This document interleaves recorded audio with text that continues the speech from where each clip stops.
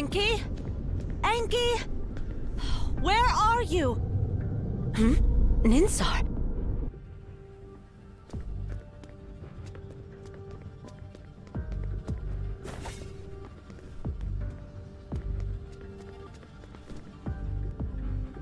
$59mm. 98mm.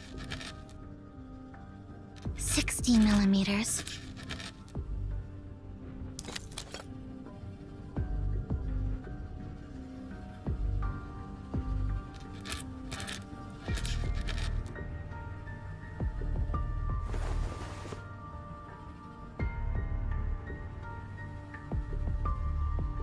Oh, it's all gone.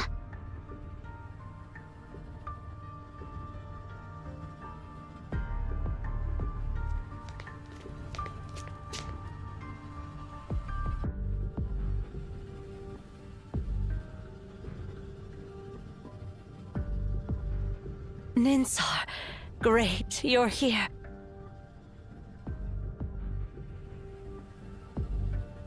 Where's Enki? About 10 minutes and 36 seconds ago, he went to known sector B19 on Modern Floor. Oh, I've said it so many times. When the library is opened, stay in your current original sector. Oh, why can't he just listen?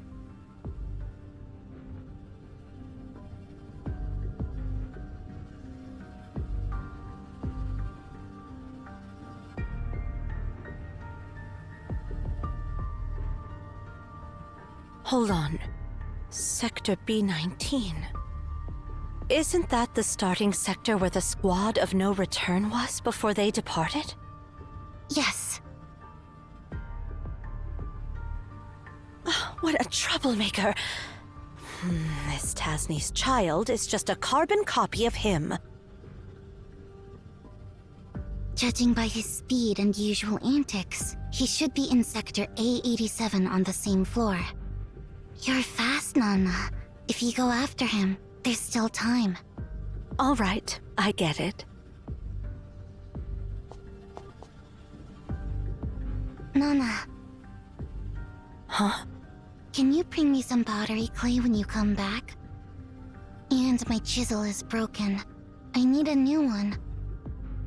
Is that all you need? Yeah, that's it.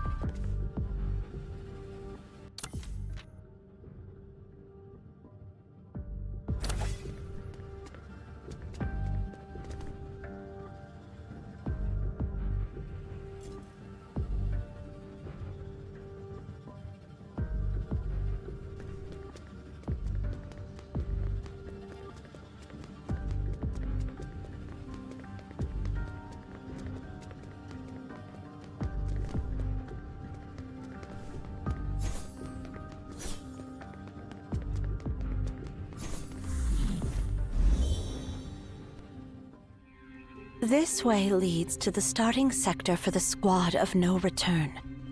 Enki left his special markers here. Looks like that brat has already made up his mind to leave.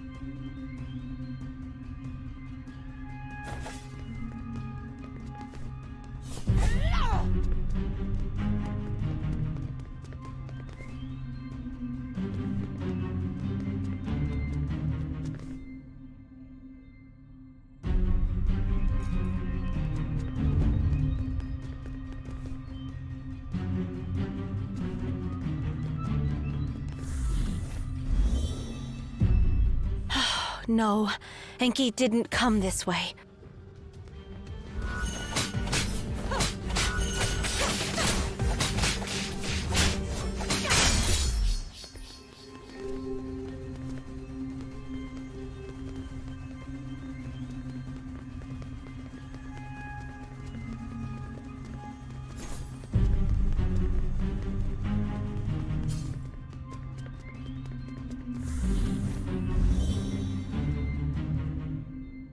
Enki!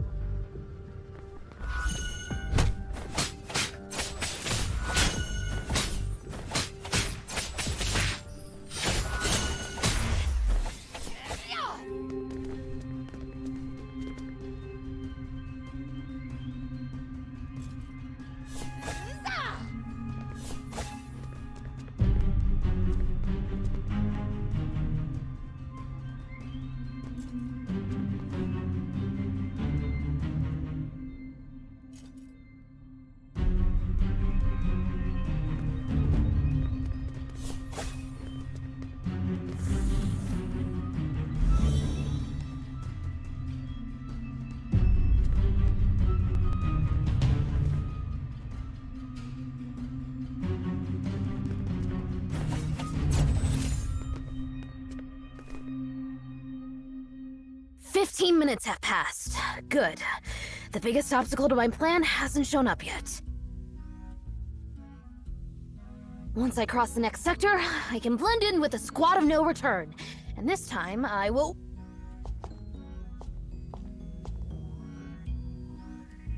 You will what? Whoa, Nana! How did you get here? No way! How did you pass the foolproof door? I prepared so many questions! Did you really answer them all correctly? Could it be you know how many grains of sand are on Earth's surface? Or calculate how many drops of water it would take to extinguish the sun? Or how long it would take a chocolate bar that doubles in mass every minute to fill the entire universe? Of course not. I didn't answer those ridiculous questions. I just smashed the gate. By the way, you're not allowed to install any gates without permission.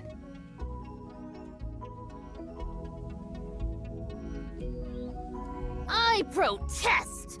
Only the most despicable of brutes would resort to such a crude method to bypass the foolproof door! You're cheating! Cheating! How could you?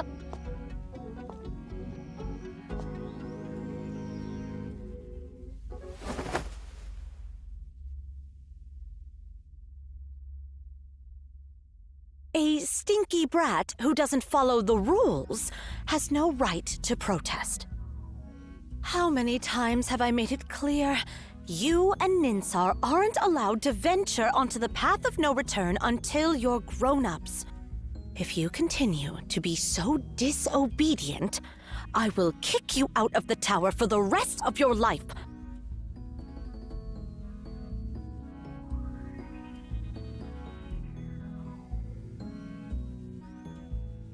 Please, Nana, don't.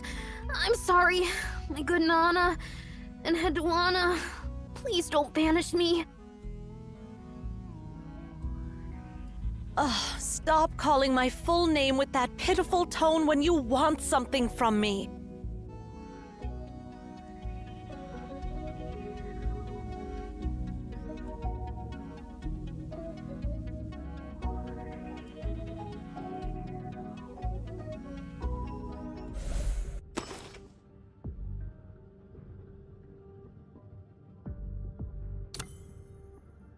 I'm not acting innocent. I mean it. I swear on the Library of Babel that I'll never secretly call Enheduanna an old, nasty, stupid woman behind your back. Oh, chill out. Oh, for the sake of Tasni. For the sake of Tasni.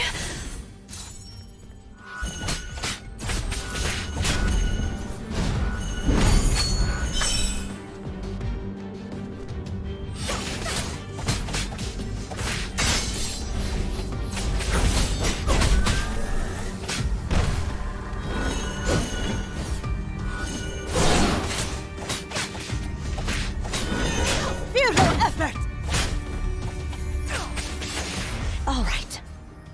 I won't banish you from the tower. But in return, behave yourself and go back to Ninsar.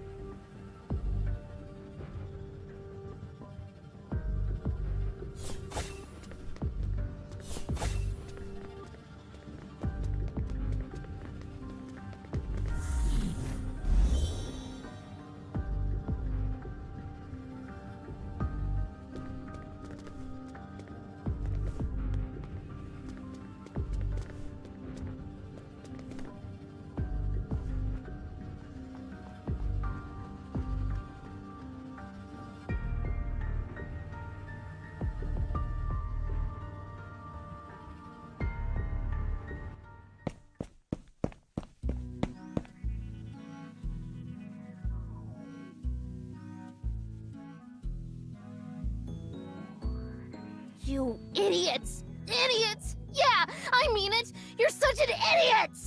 Why did you tell Nana where I was? Why did you stop me? Didn't you promise not to tell her my whereabouts? That was just your one-sided request. I don't remember agreeing to it. I don't care! You're made and stupid!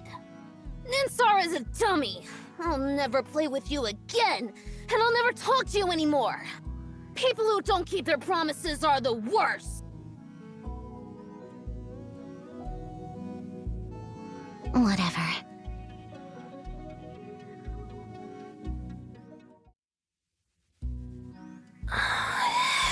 Idiot. Idiot. Ninsar. Ninsar.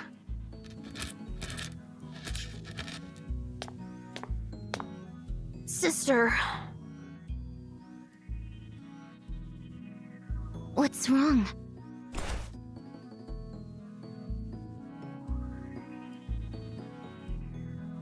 My apology. Here, I fixed it for you.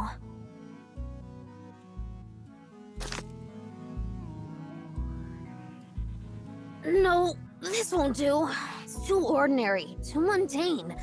How could I create something so plain? Hold on a sec.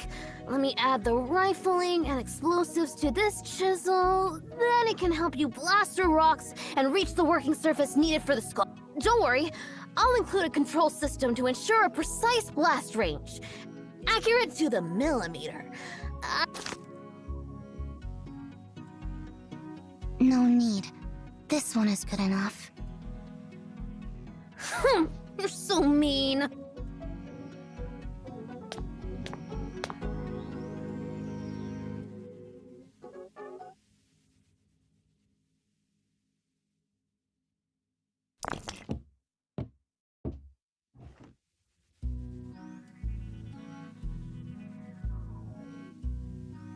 I'll call this child Mer. Alright, not a bad name. Well?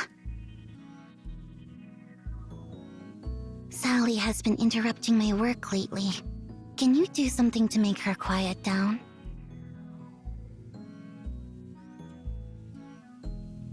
Sally, huh? I'll make her a cradle, like a cat's cradle. When she's tucked in, she'll go to sleep peacefully. No, that'd be too boring. How about this? I'll make a special cradle that, when you place any creature inside, it won't need to eat, drink, defecate, or lose hair. Forever in peaceful... Alright, let's go with that. But I don't have enough materials to make my genius idea come true. Hey, Ninsar, perhaps we could use your...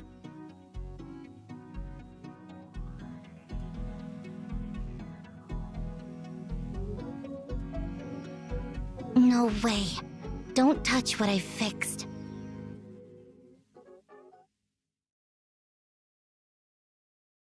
I just don't get it.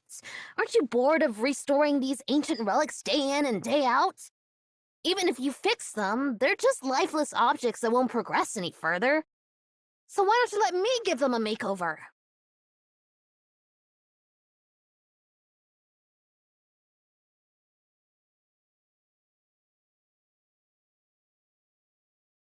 I don't understand either. Why do you have to make Nana angry? Why do you always want to go deep into the library? If you have questions, just ask me, and I'll give you the answers. You don't need to find your answer in the library.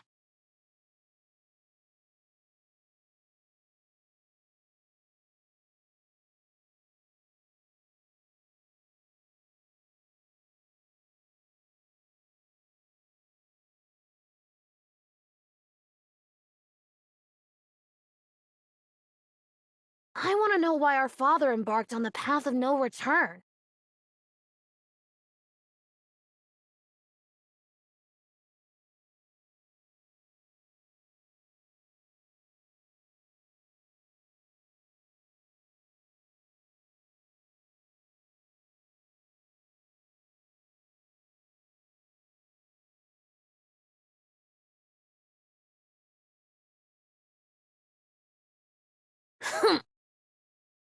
So how about stop acting all smart if you can't even answer such a simple question, sister?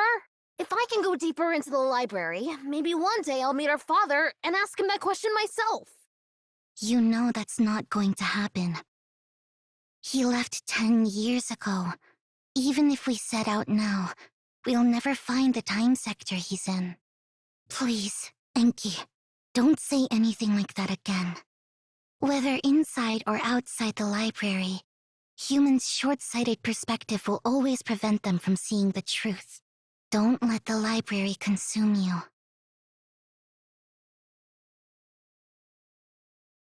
I've crossed off the librarians who went down the path of no return from the roster. Are you doing all right, Nana? What do you mean? I'm talking about the two kids Tasni left behind. They're the only ones who can make you look so grumpy. I'd rather not talk about them. Let's just say they're giving me a headache. One of them is always curious about everything, while the other doesn't seem to care about anything. If only they could somehow balance each other out. They did cause you a lot of trouble, it seems.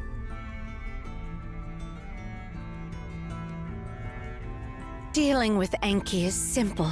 Just give him a good beating and he'll behave. Or at least pretend to. But Ninsar... well, you know. To her, everything is transparent. After all, she has known the answers to everything since birth. So naturally, she has no expectation for anything. Well, they were born inside the library. Maybe it messed with their heads? Despite their extraordinary intelligence, they're still limited by their young bodies. So their desires come across as innocent and unfiltered. Tasni sure left you with two troublemakers. Well, let's forget about it for now. What's causing me a bigger headache is our dwindling numbers. We're short-staffed. Yeah, many of us have gone down the path of no return. The library's opening hours are getting shorter, and everyone's worried it might close permanently. Me too, Nana. I've applied to join the next squad of no return. You won't see me after the beacon is activated again. What did you just say? Hey, don't give me that look, Nana. The library is open only for too short of a time.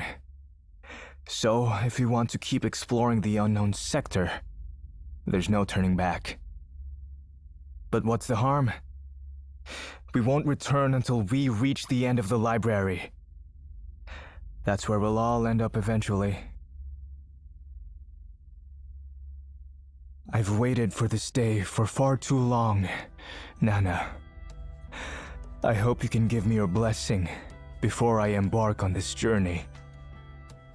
Let's think back to the past, and think about how far we've come. The first explorers of the library didn't even know how to get back to reality. Thousands of Emians sacrificed their lives to find the difference between the primordial sector and the unknown sector. By studying the unknown sector, countless Emians suspected that the library is a comprehensive collection of all human texts, like a decoding machine. It was only when our predecessors discovered a room full of Elish meditations that had the exact same content but different punctuation that the hypothesis was confirmed. Based on clues, records, and legends, our predecessors started to realize that the library might contain things from different eras. The extension of the library's time, and only now we have glimpsed its vast expanse. Until recently, some of us suggested that there is no separate time dimension within the library, but rather, time itself is an extra dimension that has always existed. I'm genuinely curious about what else this library holds. Nana, I'm really curious. What is it exactly? Does it have an end? And why does it keep creating new content? There are so many unknowns ahead, and I must embark on this journey. How can I resist? Pray for me, Nana. If we meet again in the future, I'll be sure to have the final answers. And when that time comes, I'll share everything I've seen and heard with you.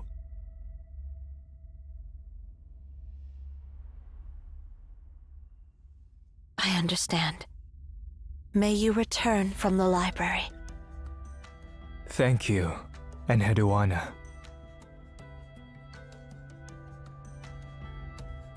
Although, I'd prefer to meet you again on the path of no return,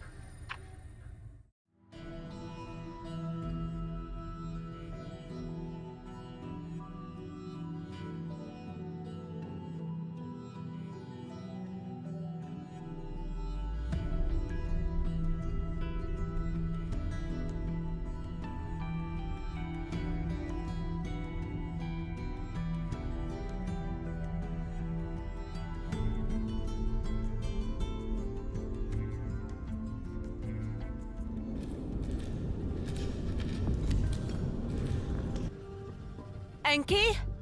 Enki? Where are you? Ninsar?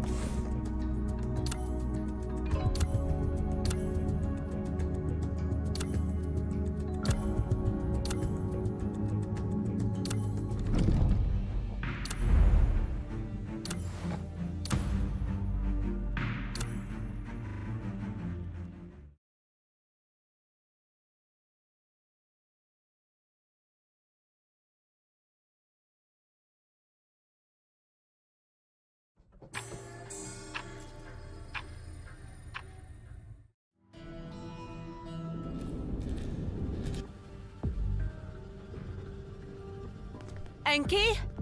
Enki? Where are you? Ninsar?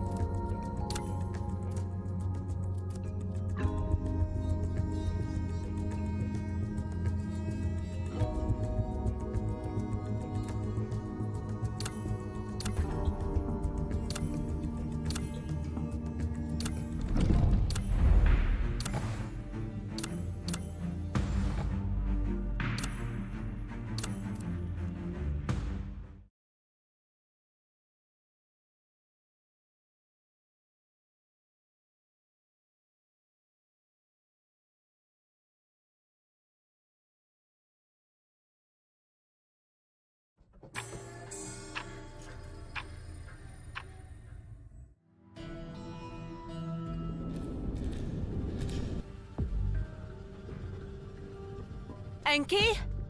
Enki? Where are you? Ninsar?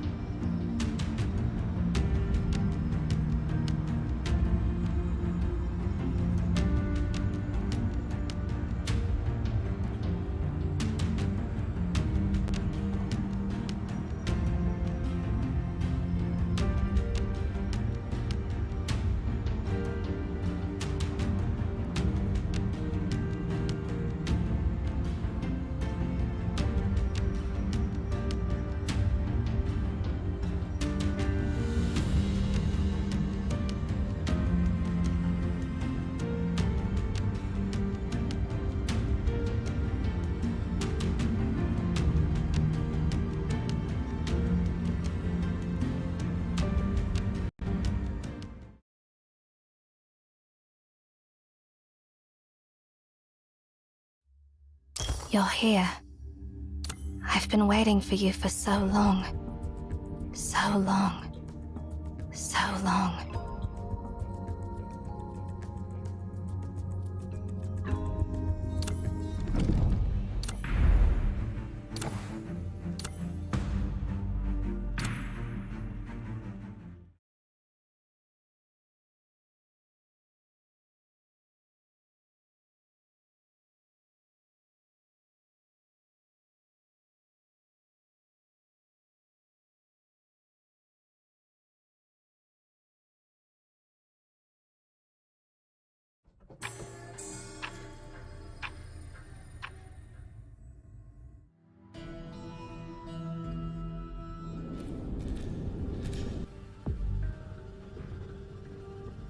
Enki? Enki? Where are you? Ninsar?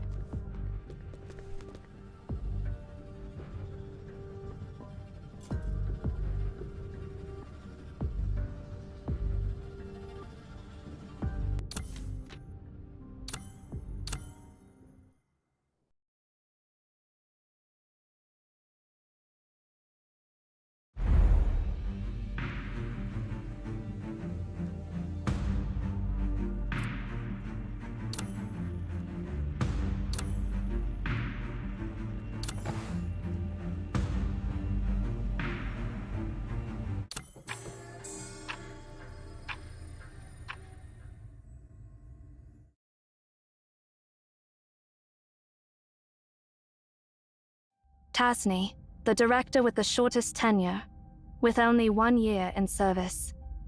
There is very little information about himself. Nevertheless, his inventions could fill an entire encyclopedia.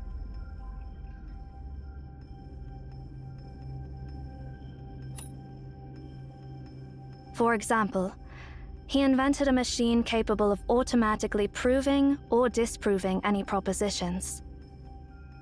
He even created a model for the expansion and cooling of the early universe after the Big Bang.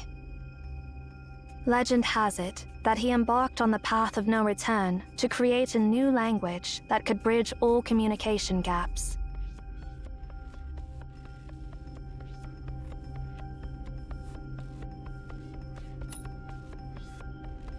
Yes. Yes, indeed. Even among all the previous directors, Tasni stands out.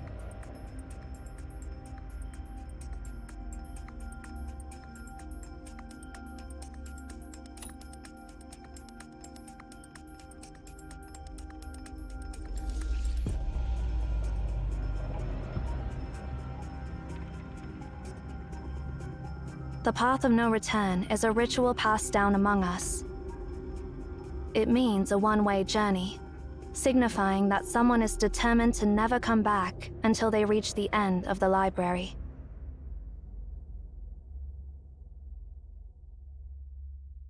Yep.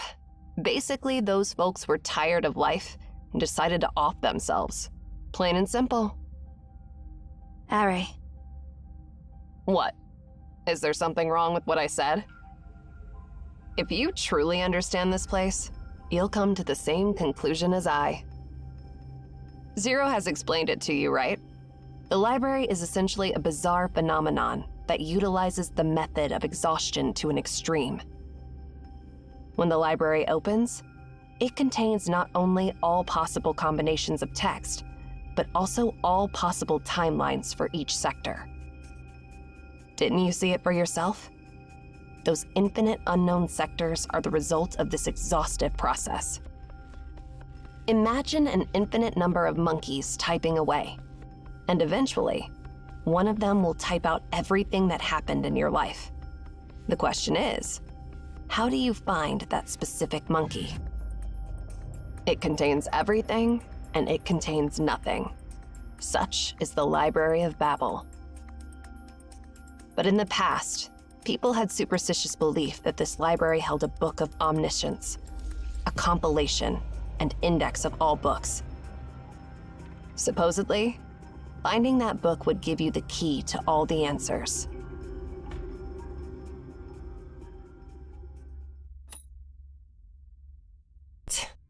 No. No. That's why it's just a superstition. Nowadays, few would go down that path for such nonsense. Once you embark on the path, you must leave at the exact same time and the exact same place you entered before the closure. Missed, and you can no longer return. With the library opening for shorter durations, exploring the unknown regions will inevitably lead you to the path of no return. You said you could scan the library, but it seems like you're clueless about what it really means. It means you're able to travel to any era you want and return to your current reality whenever you please.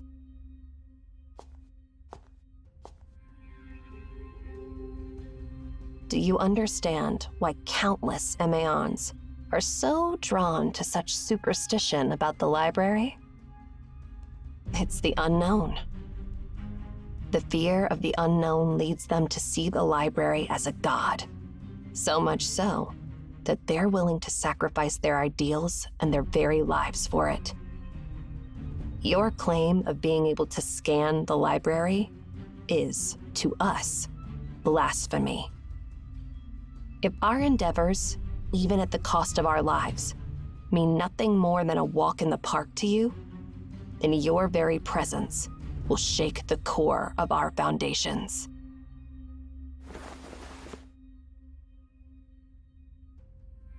So, if you're truly the seer, how far back in the past and future can you see? Show me.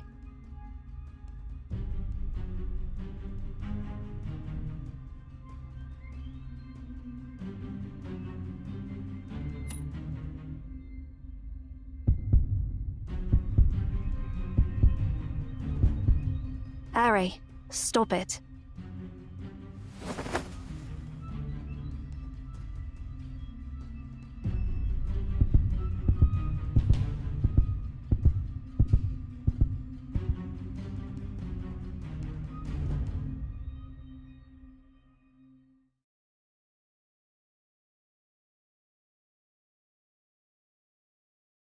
Where are you going?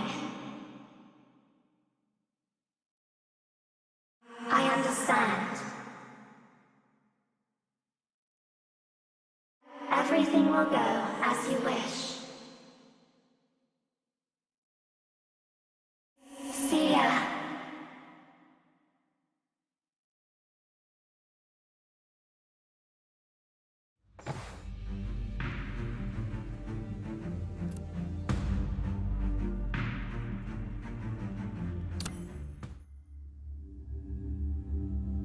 Huh? What's this place?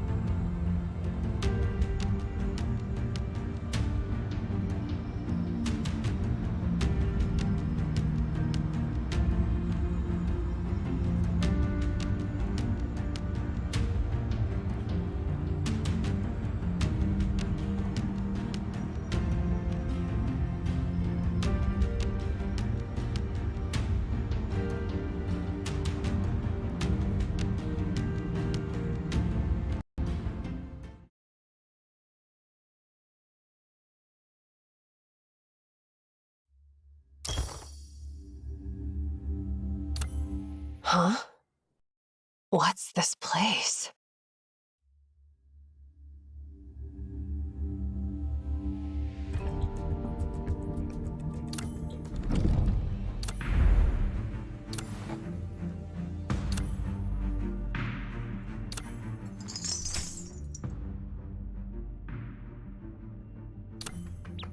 I rarely engage in joint operations with others.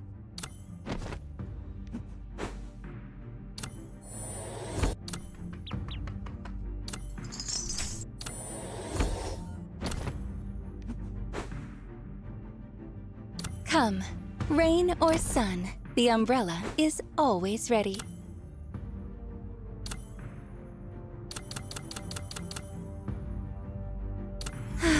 This reminds me of my days as an apprentice steward.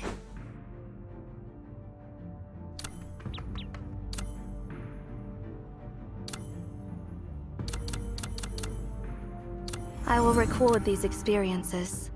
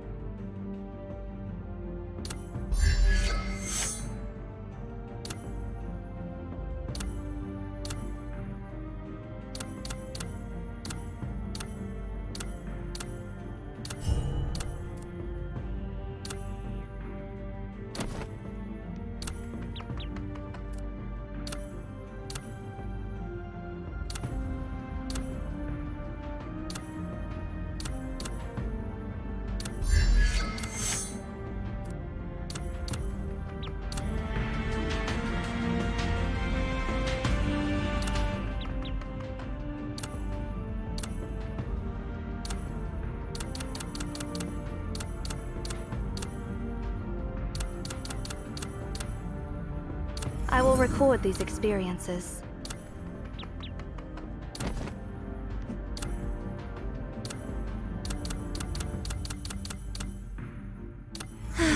This reminds me of my days as an apprentice steward.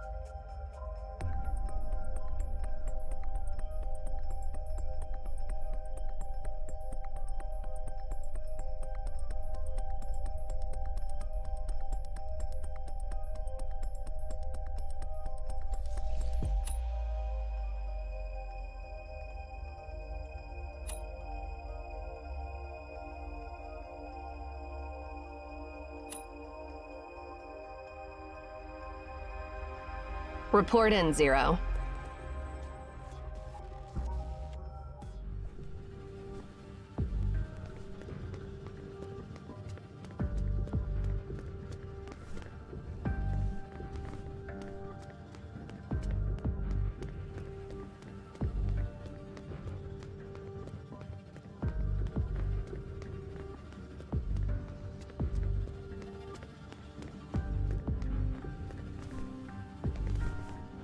It has been confirmed that the sector we were previously in was B80, and 3 years ago, the content of the books in this sector was changed to modern computer theory. For 100 years before that, this sector was exclusively dedicated to astrophysics.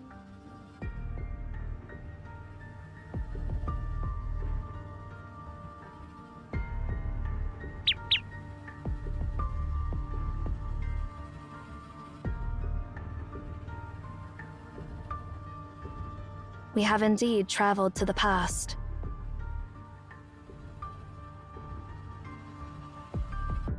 How did you perceive it?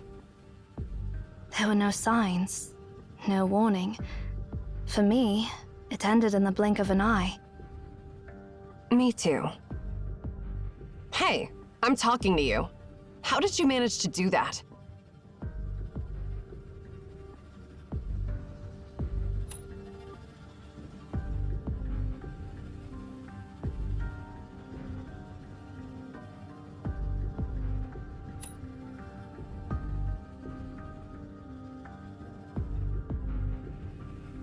Just like that?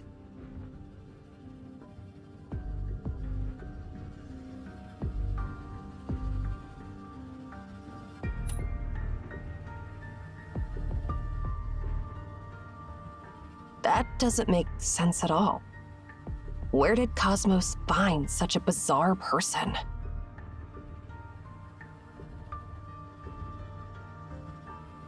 I should just stop calling you the Seer and start calling you the Almighty Time Machine.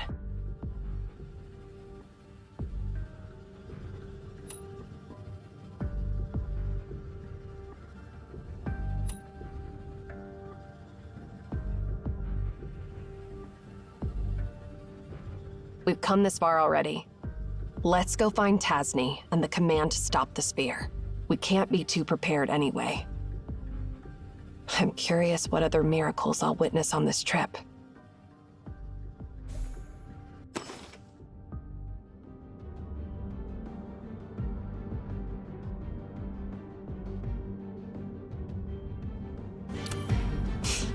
I hope you guys won't bore me to death.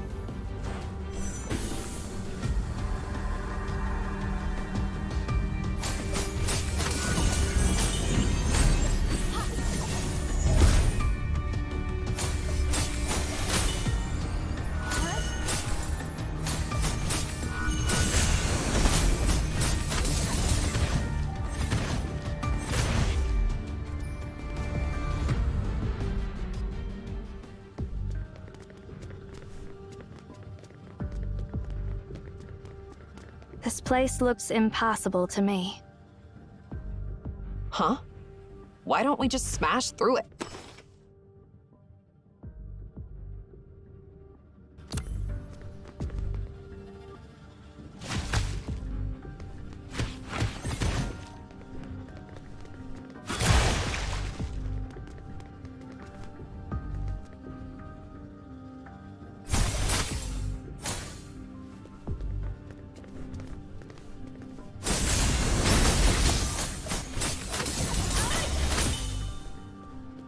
Fluttering wings.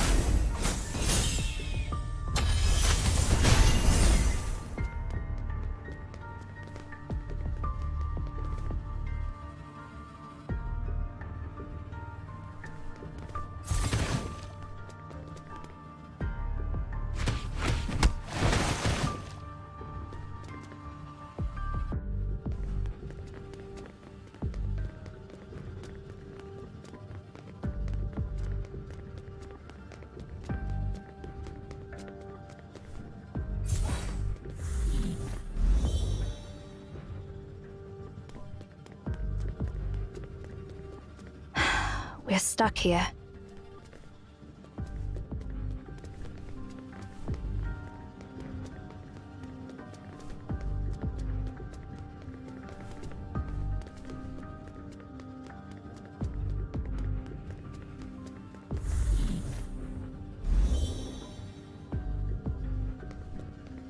Where should we go now?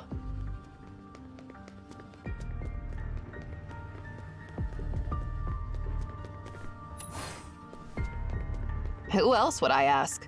Aren't you the seer or something? Seriously? You don't know where to go either?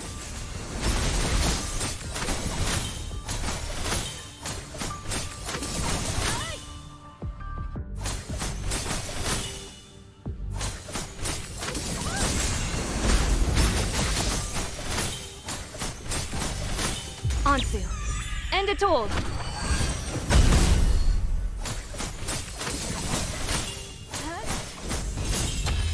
Fall.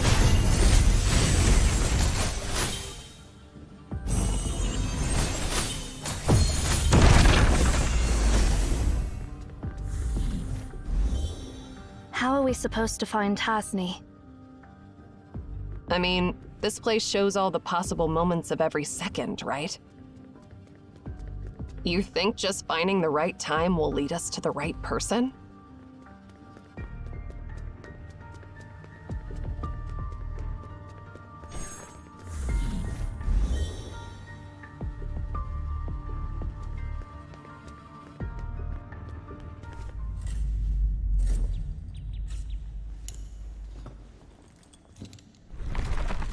A kid? What's a kid doing here in the library? You are... So, you're the successors from the future.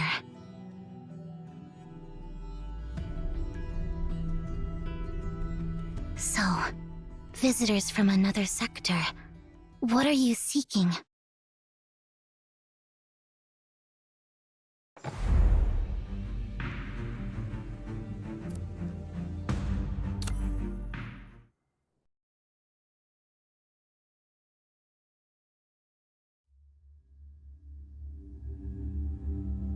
Huh?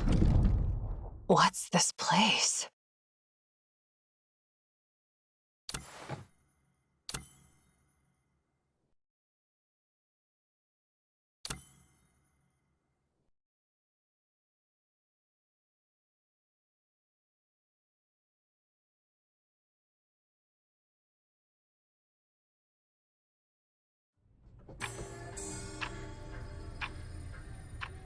I see.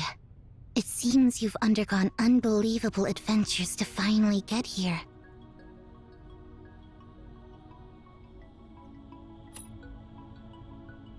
My name is Ninsar.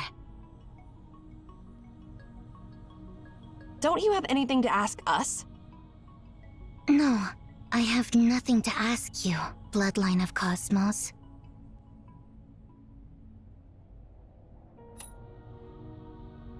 How do you know?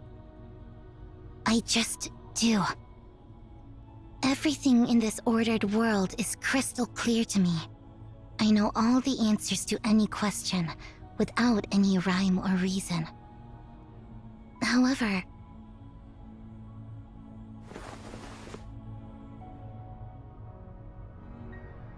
come.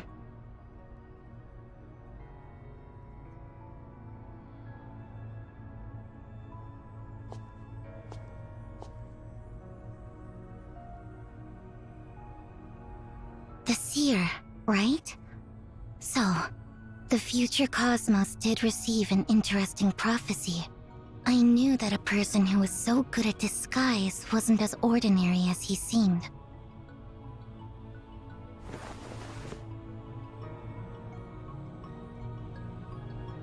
I can't see through you, but since you're favored by the Library of Babel, I'm willing to help you find the answers you seek. As a matter of fact, I'm searching for Tasni too.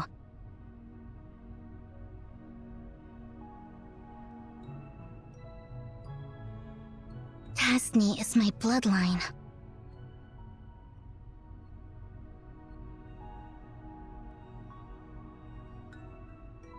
Speaking of which, I do have a question that only you can answer. Have you seen a librarian named Enki on the list?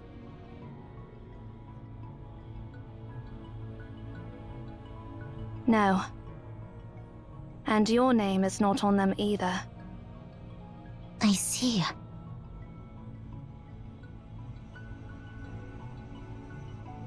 Looks like neither Enki nor I have returned from the journey. Let's go. Time is ticking. How are we supposed to find Tasni? I know how to find him. Just follow my lead.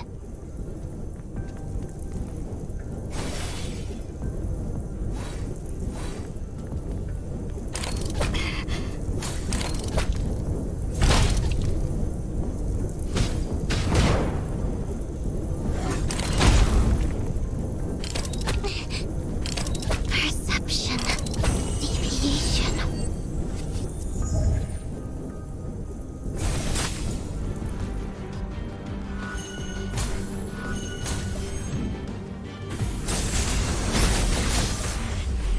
Let's go down the stairs.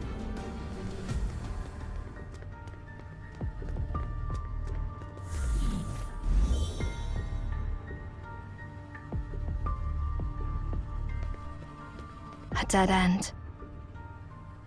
It's not a dead end. You know what to do. Bloodline of Cosmos. Don't talk like you know me so well. Fluttering wings.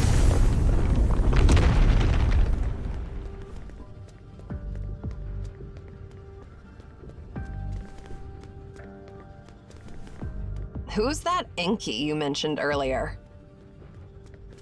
He's my younger brother.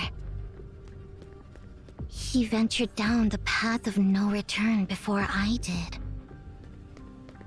I went out to find him and bring him back. But now it looks like I failed.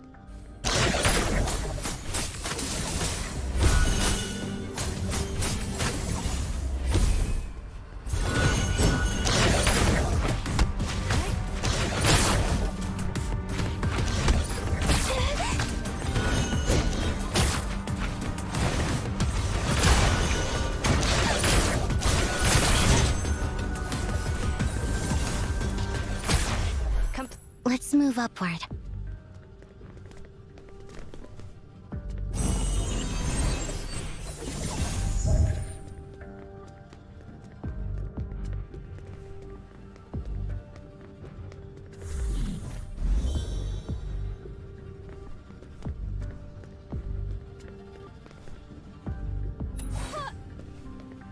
Because your partner already told me the answer.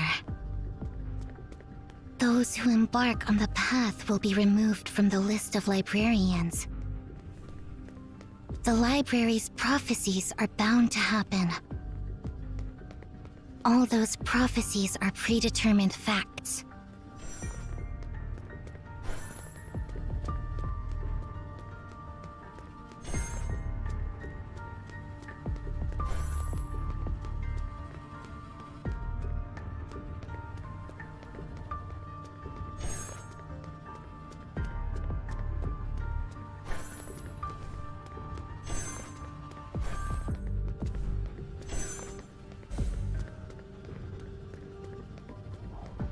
Complete insight. Fluttering wings. Complete insight.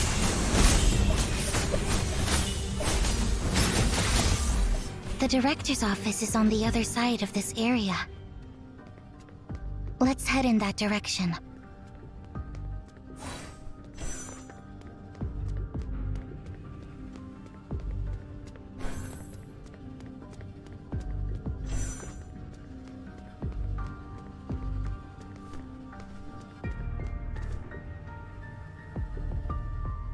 Why is this area blocked off? This is the foolproof door.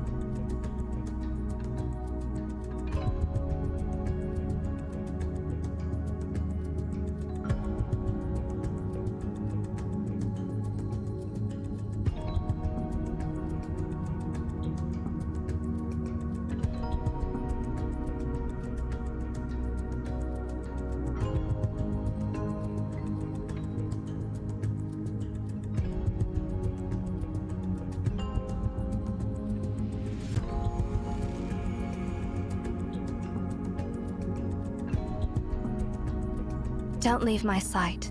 I am obligated to protect you.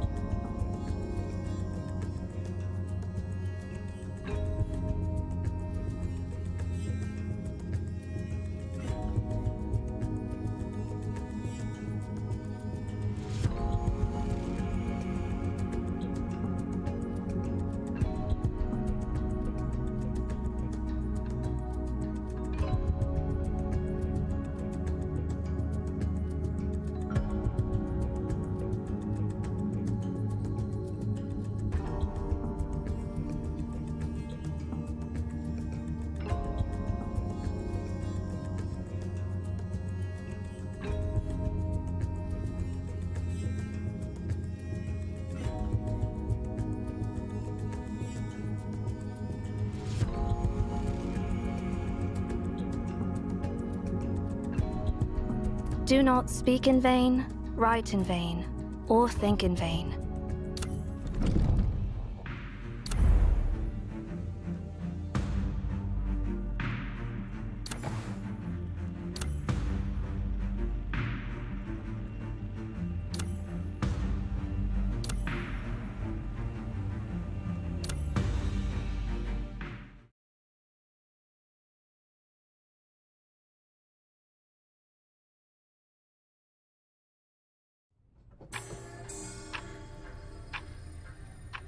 The foolproof door? Yeah, the coded gate set up by my stupid brother. It'll open only when all its questions are answered. Sit, Doc. Here's your question. How many moons would fit inside one Kepler 452b? Huh? Who in the world knows the answer to such a question? 249. Correct. Next question. Don't even bother. This gate has 5,000 questions in total.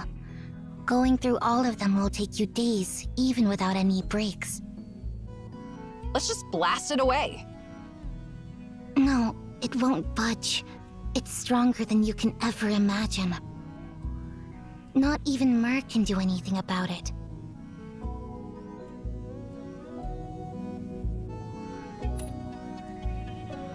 Enki left a back door so that someone could open it.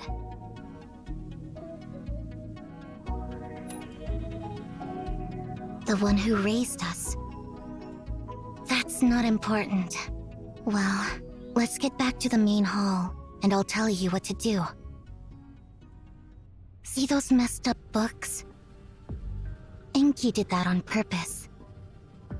Just put them back on the center shelf in a specific order, clockwise, and that gate will open.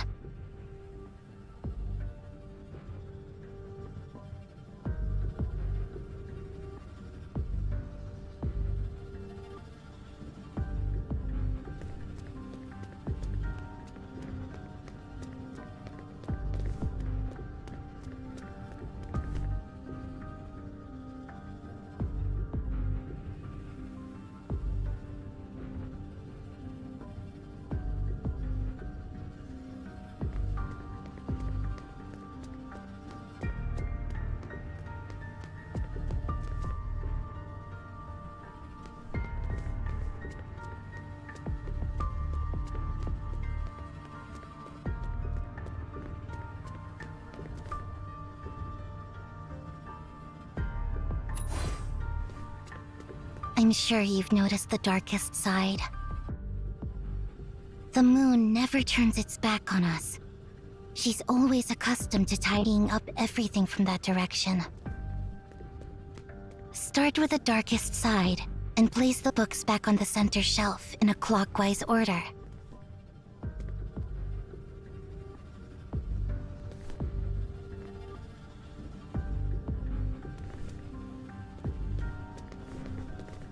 Yeah, keep arranging books like this.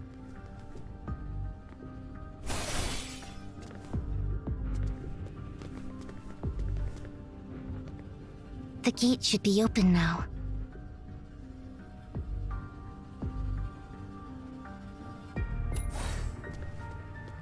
Because the one Enki fears will calm down after things are sorted.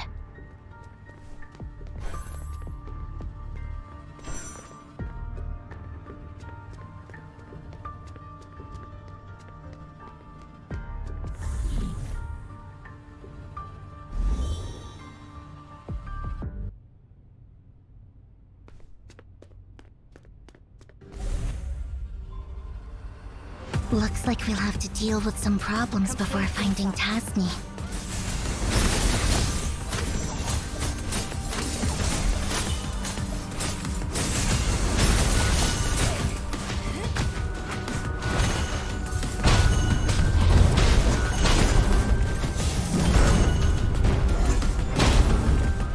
The height of folly.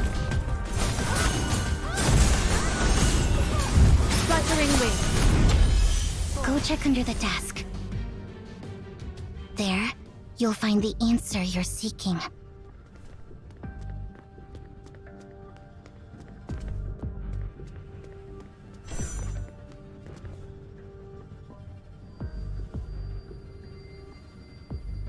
Enki, stop right there! Mer, catch him!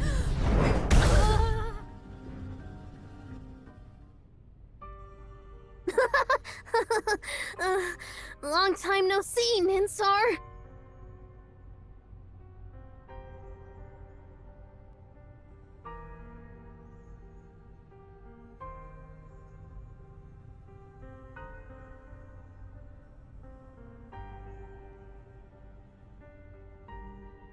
You are such an...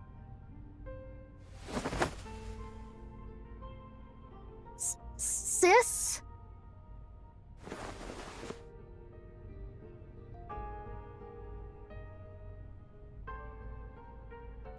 Idiot. I've been looking for you. Why did you go on the journey alone without telling me? You! Hey, you! All right. My bad. Just don't do that. Sorry. It's all my fault. Don't give me that look.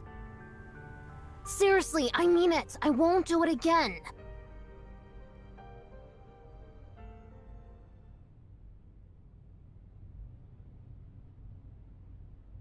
By the way, who are they?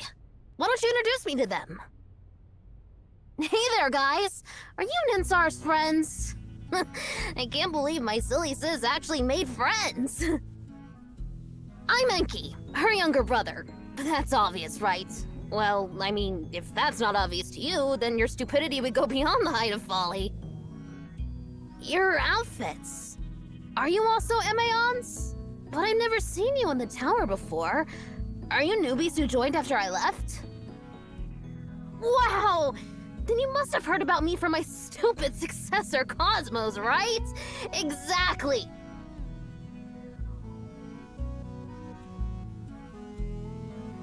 I am his mentor, the 372nd director of MAN, and the greatest genius this tower has ever known, beyond the reach of all. That is, I am... Enki Tasni!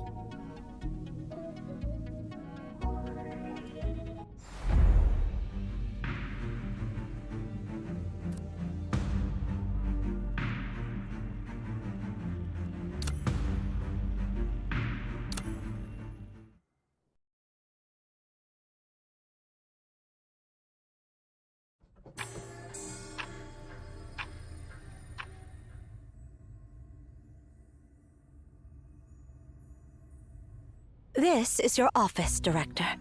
According to the rules, I'm supposed to give you a brief introduction. Skip the introduction. Just give me the key to the file cabinet behind the mural and the key to the safe in the hidden compartment in the floor. Oh, and the code to the gate in the hidden compartment behind the large bookshelf. Ah, forget it. I'll crack it myself. How many times have you sneaked in before? Besides the times you caught me? I don't remember, but who cares? This place is mine now. Got anything else to report? If not, just leave me alone.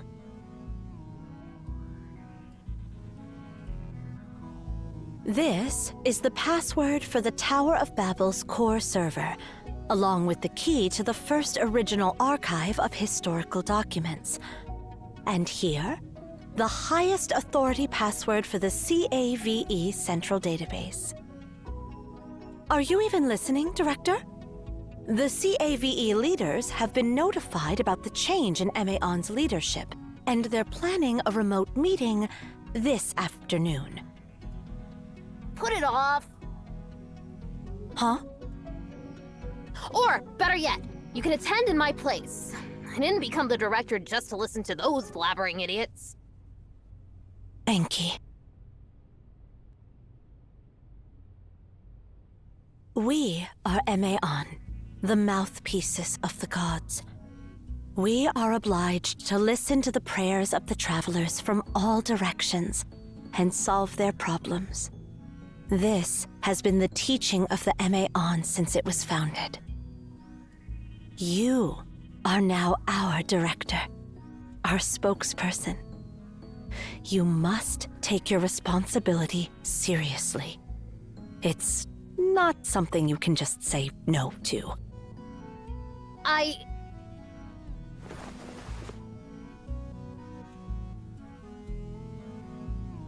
Ninsar? I'll go attend the meeting, Nana. But It's fine. I'm a Tasni too.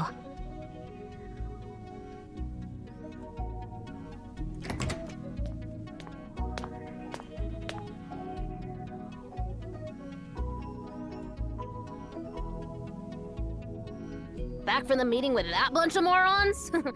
Anything interesting? Well, forget about those idiots. I'm about to optimize the foolproof door to version 8.0. Come and see what other questions I can add here.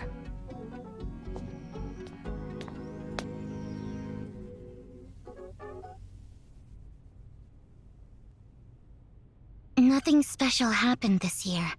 All the other beacons, except the black monolith at the Tower of Babel, have stayed quiet. I knew it. Nana's just so stuck in her ways, to put it politely. She said she listens to the prayers of travelers from all directions when, in fact, she just wants to check for any anomaly and keep tabs on everyone around the world. Obviously, we all know that anomalies have occurred maybe once every decade, if that, over the past century.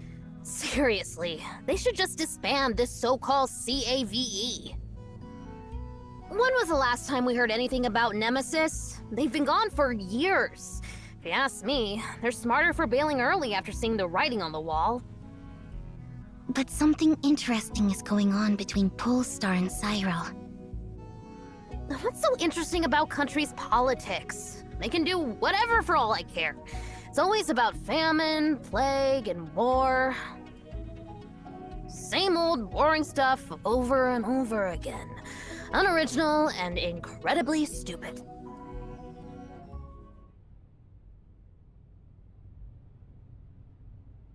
They're having a contest about the same old boring stuff. What kind of contest? They're seeing who can break the speed limit of 7.9 kilometers per second first.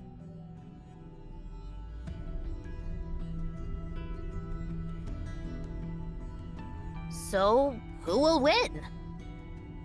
Cyril. How much longer till they do it? 24 years from now.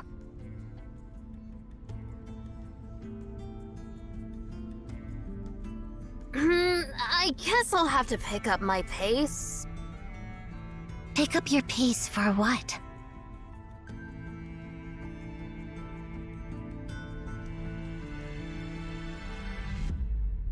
Answer my question, Enki.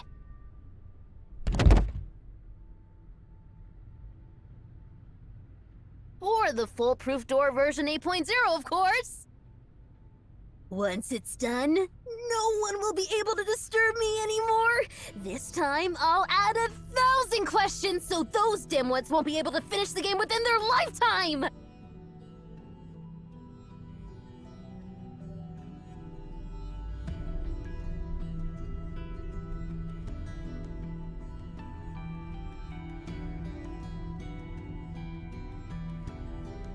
Why did you become the director of Emion, Enki?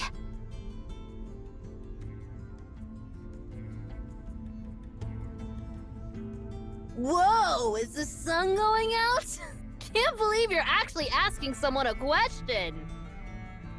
I know the answer, but I want to hear it straight from you.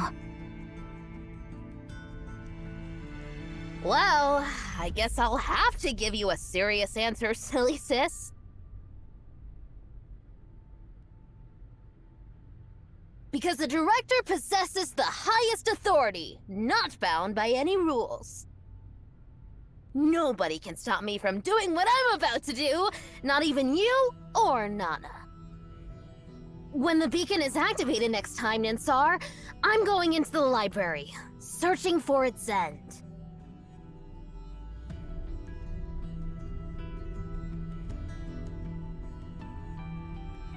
Finally, my journey will begin! Be happy for me, sis!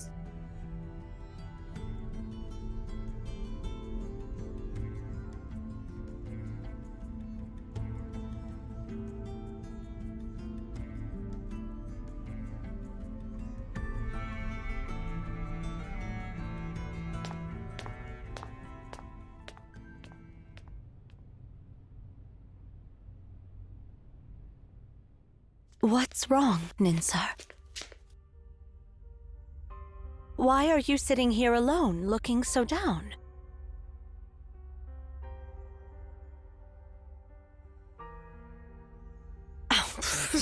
Stop it. Both you and Enki are so smart, yet so childish. It's moments like these when I realize you guys are still just kids. Remember, I've watched you both grow up. I can tell when something's up, even if you're trying to hide it.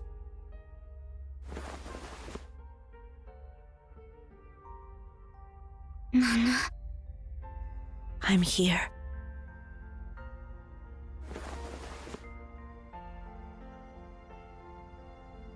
Nana, Nana, Nana, Menhidwana. I'm here. Enki is about to leave, isn't he? Yes. Yeah. Recent events seem to have made him anxious.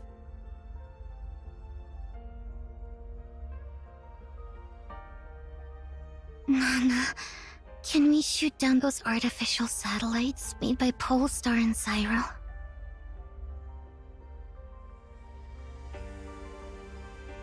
Well, if you asked me to destroy the moon, I'd be tempted to give it a shot.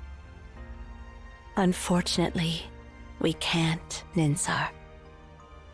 We can't interfere with those processes.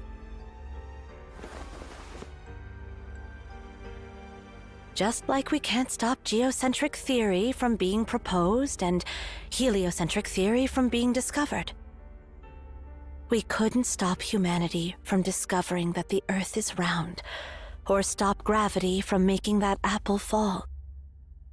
Likewise, we can't prevent the discovery of the gravitational constant, or the launch of the first artificial satellite into the sky.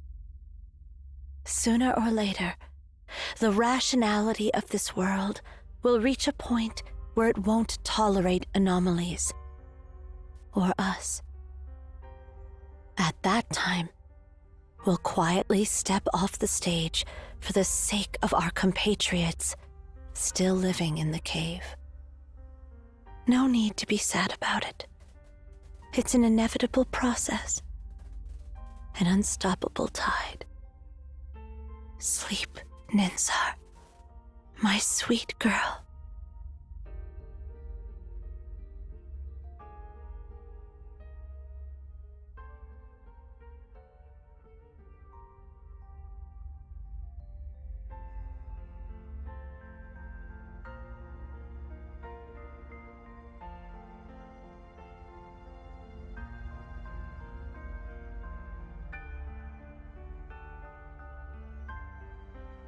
My poor, sweet girl. Sleep now. Sleep in peace. What are you doing, Enki?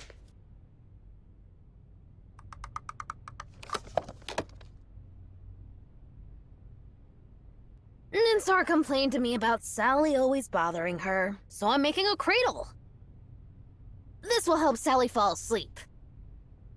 Don't treat Sally like she's some annoying cat. And wait, you're turning Ninsar's clock into a cradle? Isn't that hers? But Sally is an annoying cat. She's always following us around. Oh, fine.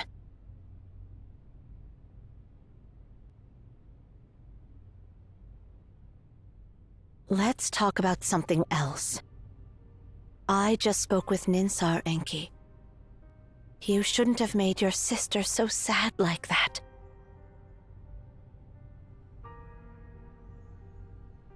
She wasn't sad at all, silly Nana.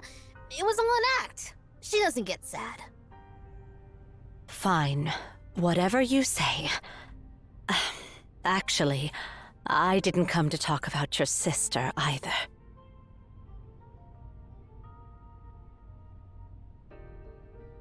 You're well prepared, aren't you?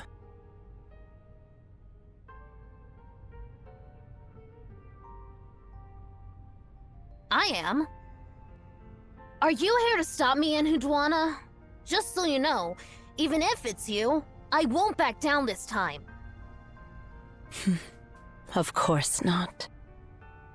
When your father, Tasney, brought you back from the library, I had a feeling this day would come. You're pretty much like him, and even more like your mother.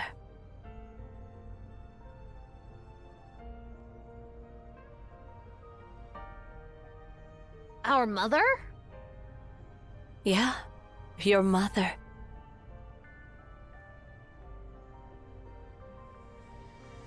Your mom was even more daring than your dad. She gave birth to you while exploring the library, and after entrusting you to Tas, she continued her journey without hesitation. If it weren't for Tas's conscience, you might have ended up as nutrients for the library, I'm afraid.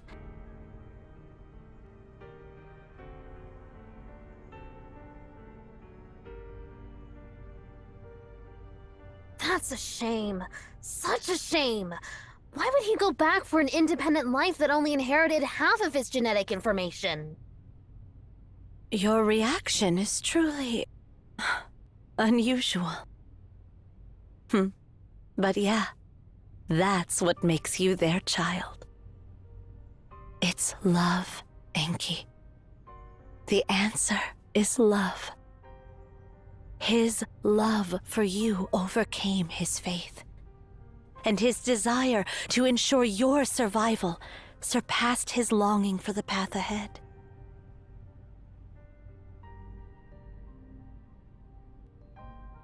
I don't get what you're saying. Are you talking about the brain's release of phenylethylamine, oxytocin, or dopamine?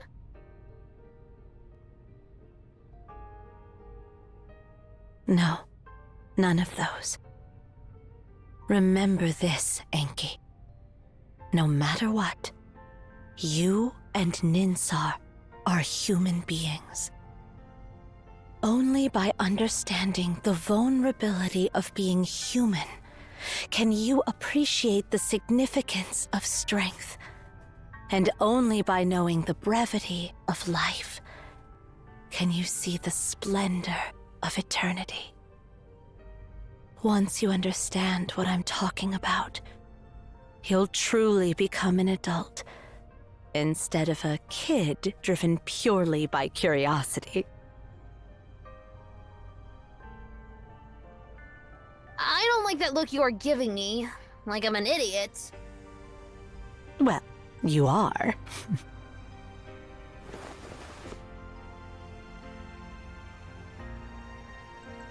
You know what? You've been calling others idiots this whole time, but you've never realized your own foolishness. Who's the real silly one here? Hey! I'm not silly. All right, you're not.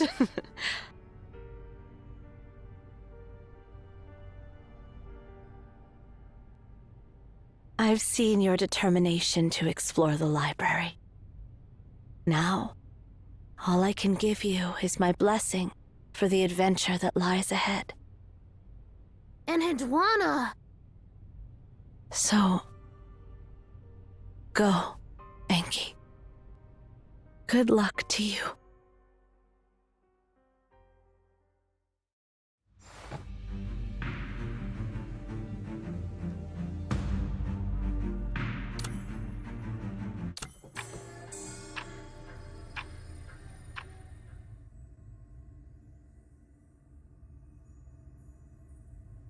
I am his mentor, the 372nd director of MAN, and the greatest genius this tower has ever known, beyond the reach of all. That is, I am... Enki Tasni!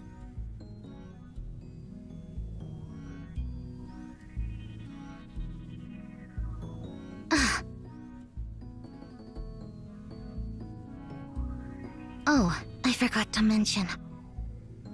My full name is Ninsar Tasni, and the director Tasni you mentioned is my younger brother.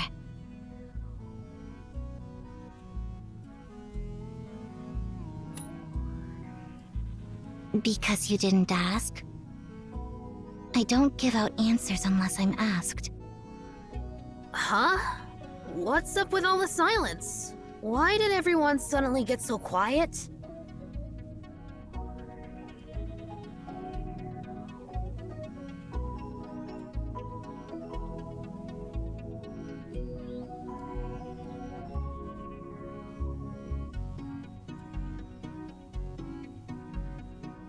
No way! That old man's mentor is a brat. He's a brat.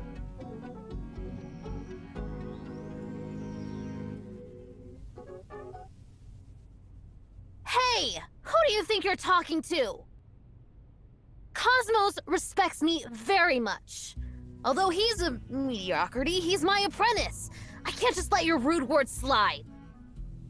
She is Cosmos' granddaughter. Oh, I get it. That makes sense now.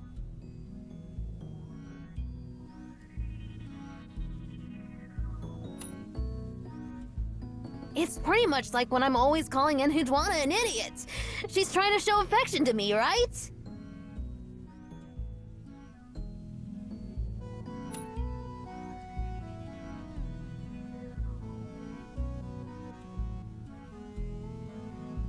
Who are you saying is trying to show affection to you? You brat zero! Don't cover me now!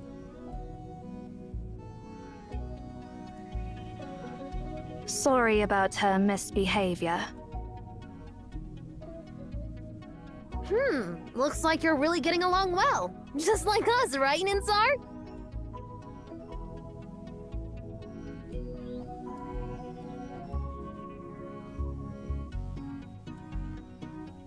But then again, who exactly are you guys? Let me explain.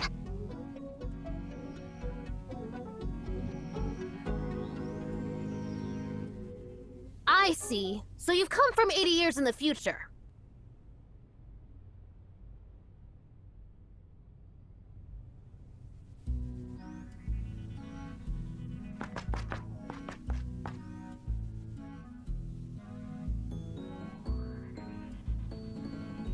This is fascinating! I never expected someone could actually travel through different sectors within the library.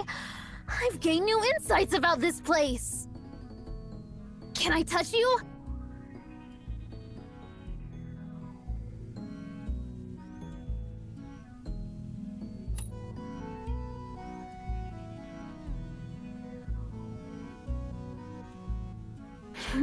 Your skull looks normal. No hidden organs, or extra ears or eyes. How do you perceive the abnormal passage of time? Or maybe you don't actively perceive it.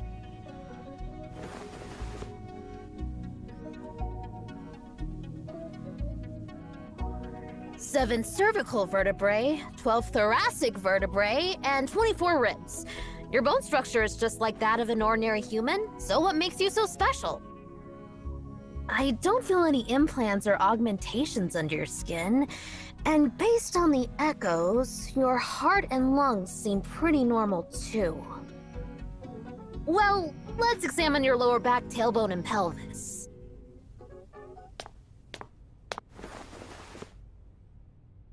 Master Anki, please be gentle with our seer.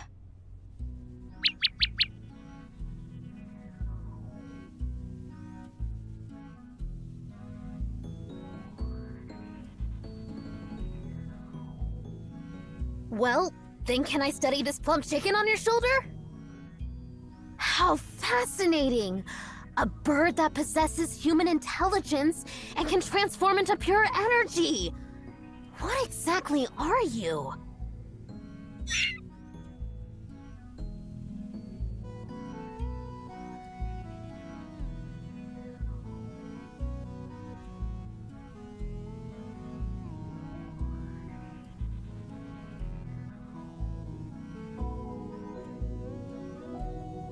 Can you show me your ability? I mean, the ability to travel through different time sectors.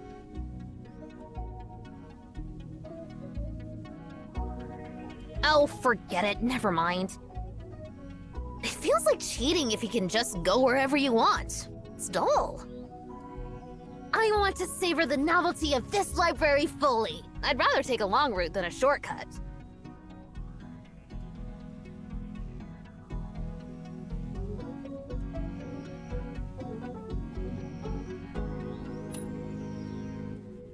What are you talking about? Are you thinking I'm a fake or something?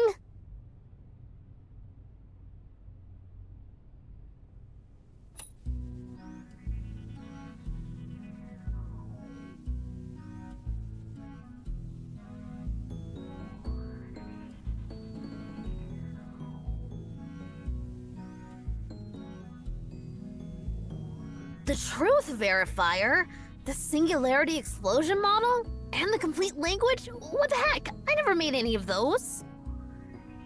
Master Anki, the librarians gave them different names from what you originally called them.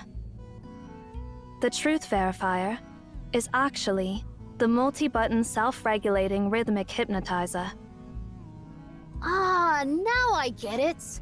That's a remarkable device. You throw a proposition at it, and it just keeps clattering away all night. Perfect for curing insomnia.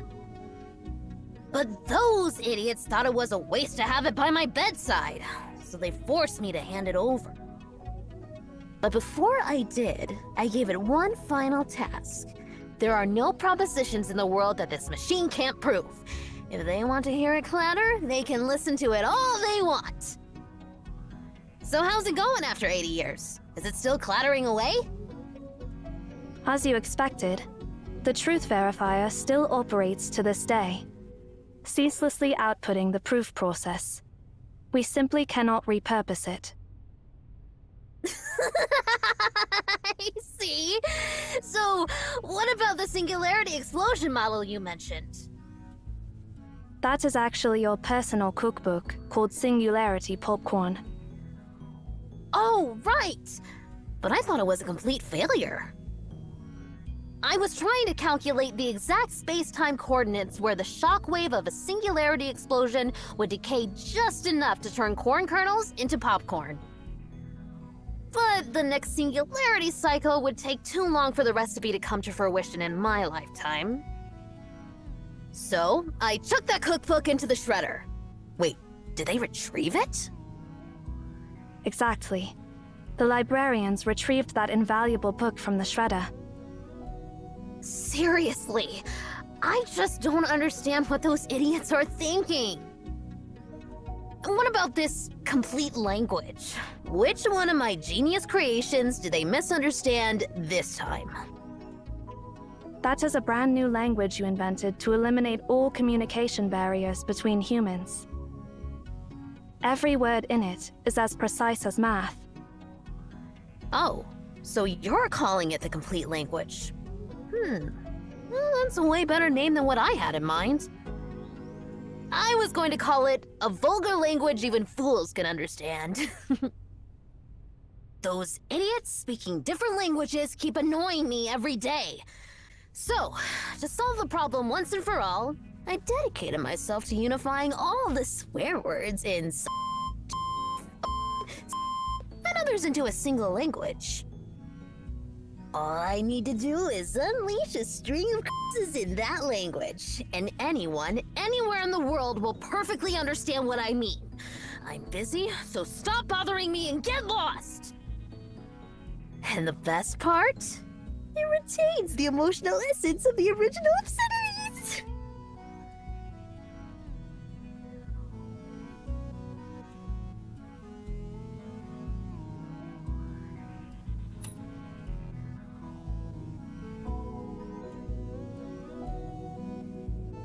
Enki, they're here in this era because they need something from you. Oh, right. You guys are here for that copper sphere, right? Got any specifics on it? Yes, it is here. Awesome, let me take a look.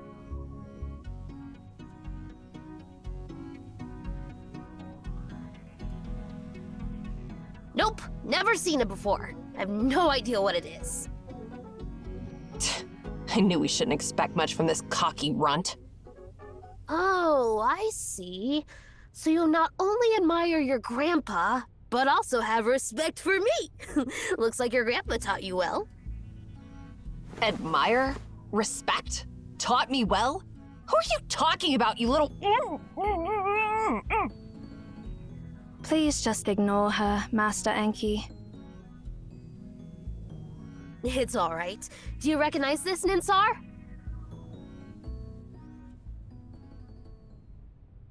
You are the source of life. You fell from the heavens to the Memphis River. Your descent was meant for us and stirred ripples throughout the valley. At dawn, you rise in the sky. You exalt the day.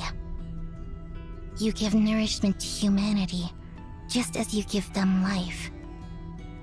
Spare us your mumbo-jumbo prayers. I'm translating the text on this sphere.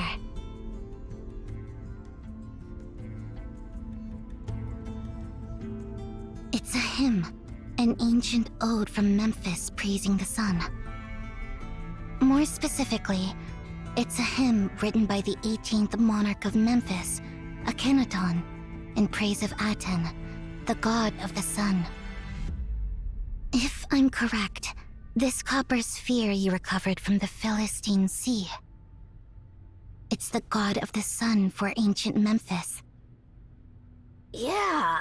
Now that you mention it, I start to understand why it looks a bit like the star simulator I made earlier. I see. So basically, this stuff is a magnetically confined fusion reactor.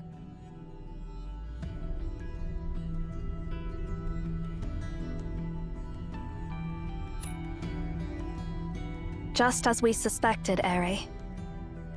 I had a feeling it might be something like that, but I didn't think it would be an actual nuclear explosion. No wonder it obliterates everything.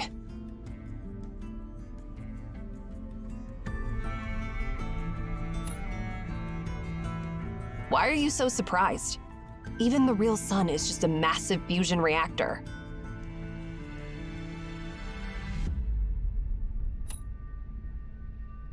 Because of the beacons. The beacons, of course! They're all anomalies created by beacons. And there's more than one beacon in this world. I wouldn't be surprised if one of them happened to fall in ancient Memphis.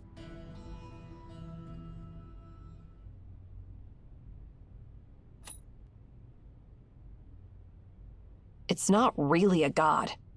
At least, not in the grand universal sense.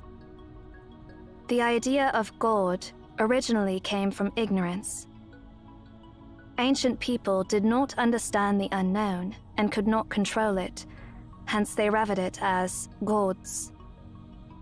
It has nothing to do with rituals, worship, sacrifices, fear, obedience, or faith. It is just a collective term for things beyond human knowledge. And any phenomenon caused by these things beyond human knowledge is called an anomaly. Any highly advanced technology might seem like magic at first. But once you unveil the mystery, you'll realize that it's just boring stuff. But come to think of it, for early humans, the sun was a celestial body that brought life to everything. For present humans, the sun is a star that constantly produces nuclear fusion inside. Worshipping the sun for humans is like worshipping farming and production. So, if one can harness the power of nuclear fusion, they essentially harness the sun itself. Even if we keep calling this copper sphere the god of the sun, it's not entirely wrong. I think you're overcomplicating things. Let me simplify it for you. Imagine you throw a light bulb into an ant nest, and the ants start worshipping it as if it's a god or something. Now, imagine that copper sphere as something left on Earth by some powerful alien, then discovered by a bunch of monkeys who end up worshipping it like a god.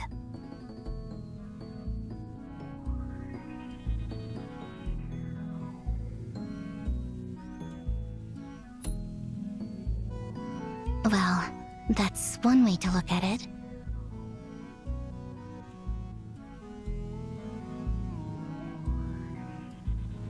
Anyway, if there's a command that can control the copper sphere, it probably wouldn't be in the language of Memphis, or any human language.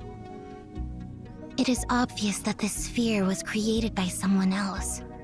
Let's call them gods for now. Naturally, those creators used the language of the gods, or a language completely alien to human understanding, to command their creations. Interesting. Now that's interesting. A vulgar language even fools can understand. I mean, the complete language. I didn't complete it when I ventured down the path of no return. Now, if there's a language that commands gods, then I should definitely include it in the complete language. Even gods should be able to understand the complete language. While I continue my journey, I'll help you study the sphere and this so-called language of gods to figure out the command you're looking for.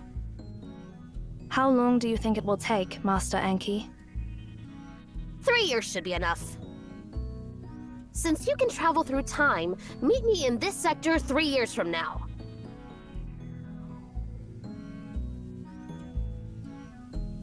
I'm looking forward to it. Let's see what surprises you will bring.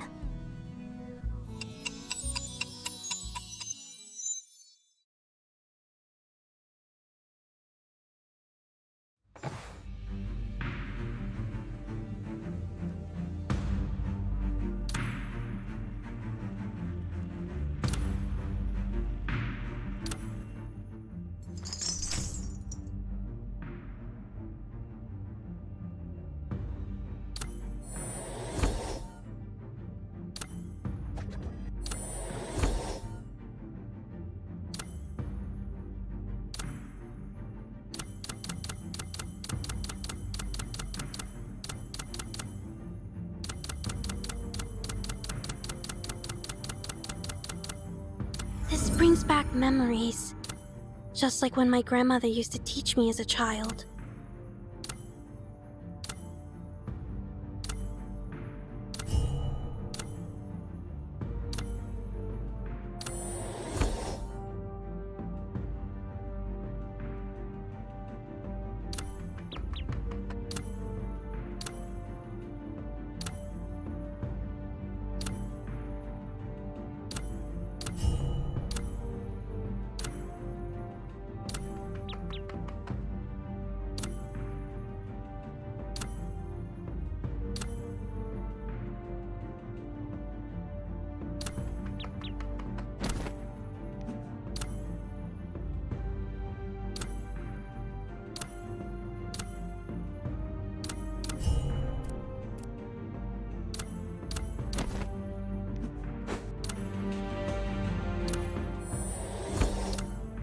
I'll put in the effort when needed.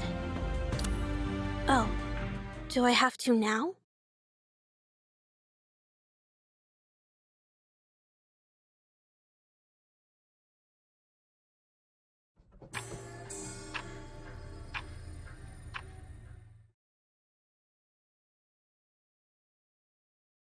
That's it?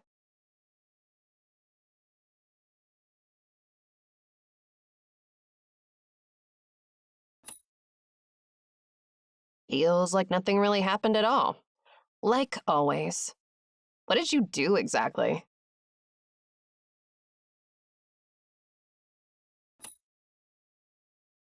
I'm getting more and more intrigued by you. Never mind. Report in, Zero. Working on it. Something seems to have appeared on the desk.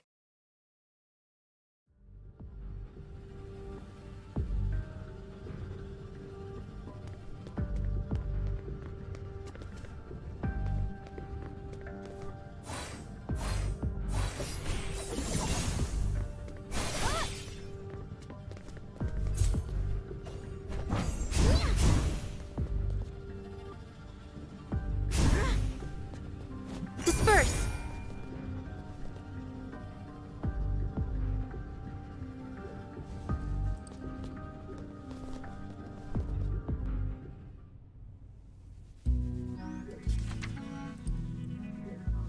Hey, fools!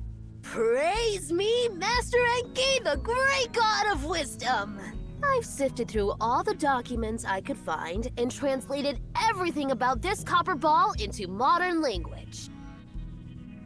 P.S. I was thinking of writing the conclusion of a vulgar language even fools can understand crossed out in the complete language, but Ninsar said you probably won't get it, so I gave up on the idea. Seems like the complete language is still too advanced for humans. Well, the stupidity of idiots never ceases to amaze me. I've stored most of the documents in the library, planning to show it off to you. But then I realize it's not worth showing off at all. Displaying knowledge that even morons can comprehend is just plain boring. And who knows if you'll even find that sector after 3 years. So I just tossed it somewhere along the way. Anyway, there are 5 documents in total. If you guys don't have anything better to do, look out for them. Let's get back on track. I'm holed up in the conference room because of some emergencies. I've hidden the access to the conference room in the Hall of Keys. Grab it first and then come find me. I left some markings on the path to the Hall of Keys, so keep your eyes peeled for them. What kind of markings, you ask? Well, the kind only a genius like me can create. Don't bother looking for me if you can't even recognize them. After all, communicating with a dimwit would just bring me down to their level.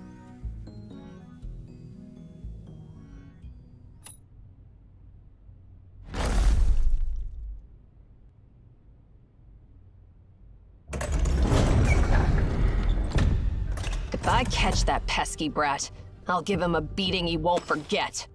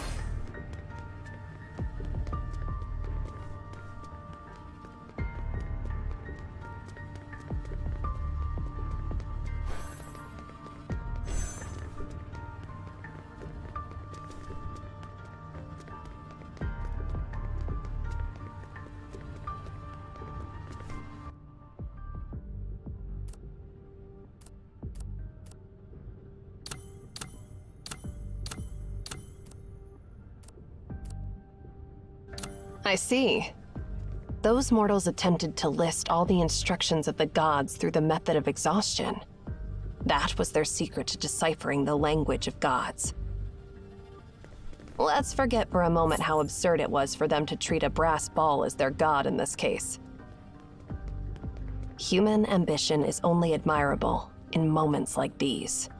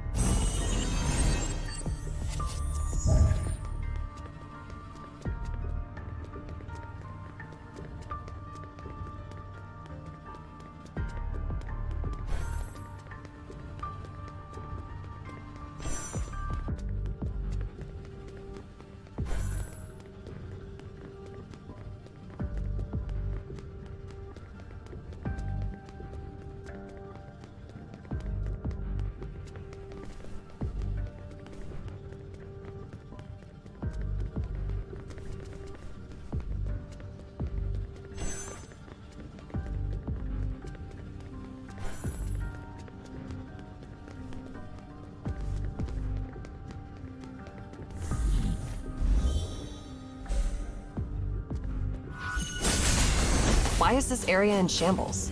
Is it abandoned?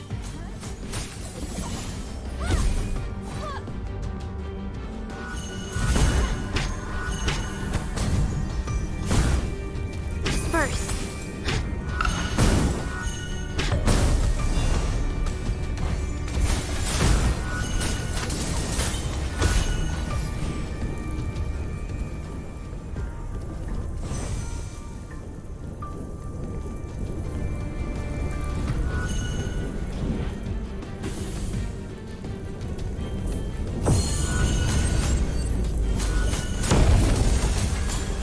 Complete insight.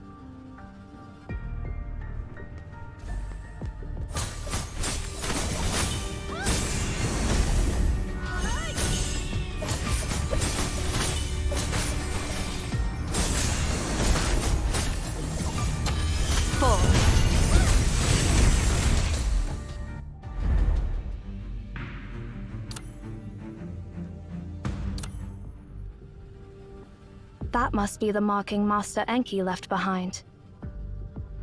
Let's follow it.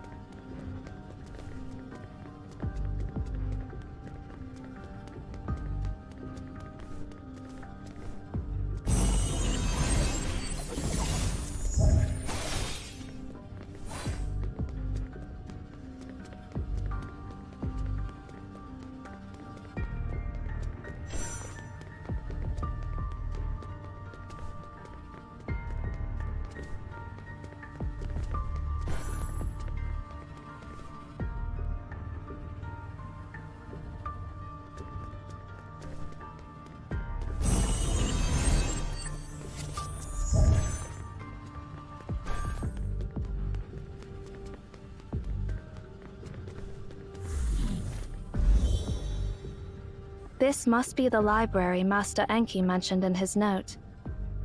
We should keep an eye out for the documents that Master Enki mentioned.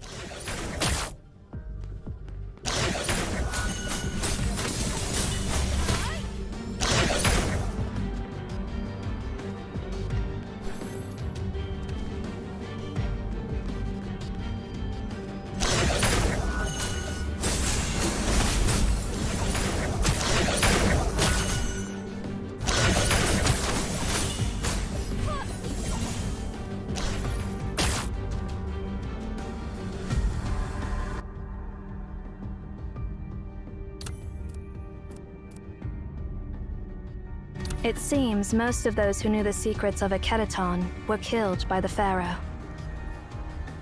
No wonder nothing related to Aten has survived to this day.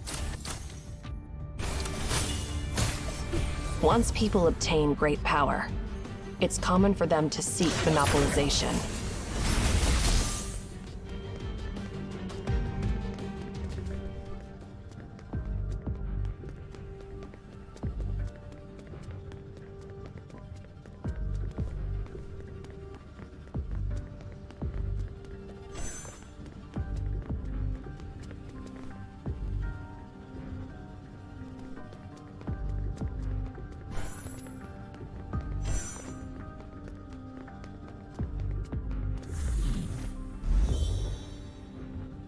We have made it to the Hall of Keys.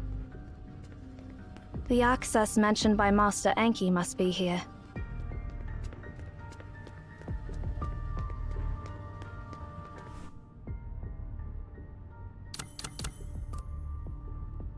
All things have names. Names wield power, shaping their existence and binding their essence. What do you think?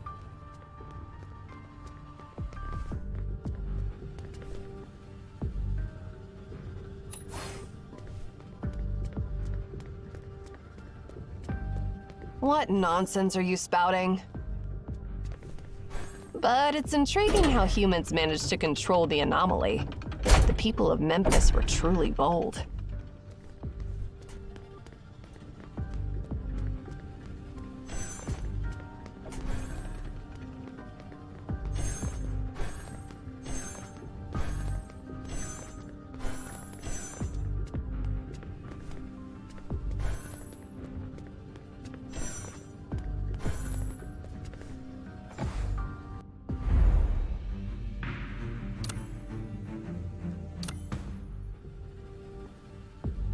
Speaking of that, why isn't that annoying brat waiting for us where we agreed?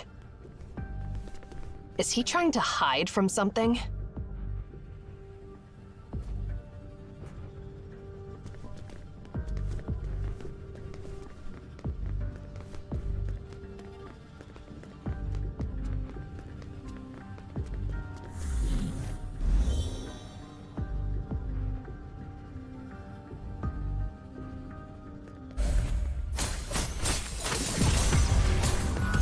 Ansu, end it all!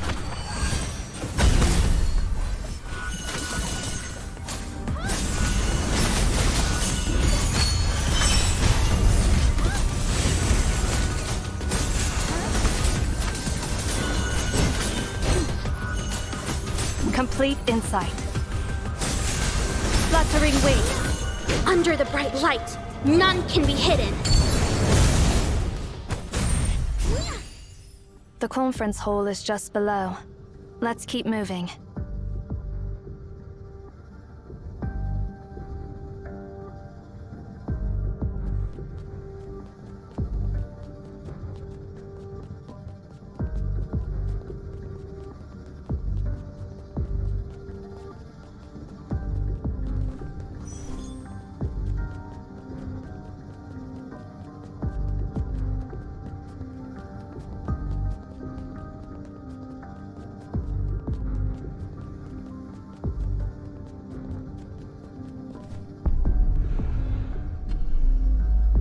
Finally, we're almost to the conference room.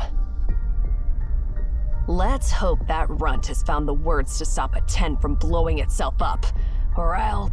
Ugh.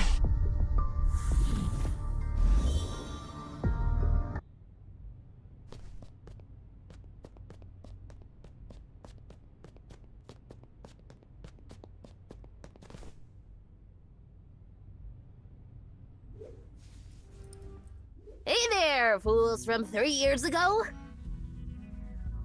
Since you've made it here, you must have found the instructions I left behind, right? Did you collect all 5 documents?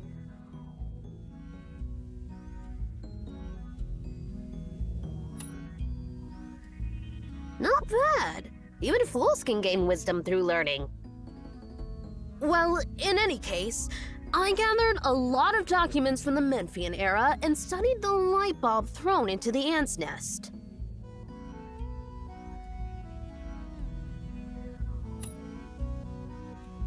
Huh? Aren't we talking about the copper sphere you showed me earlier? Aren't you looking for a way to turn it off? Well, I managed to decipher the language of its creator.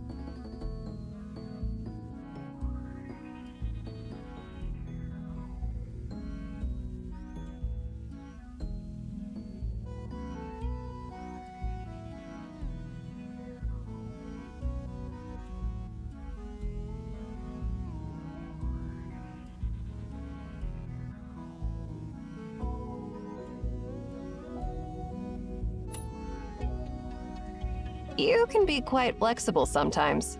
You're starting to impress me.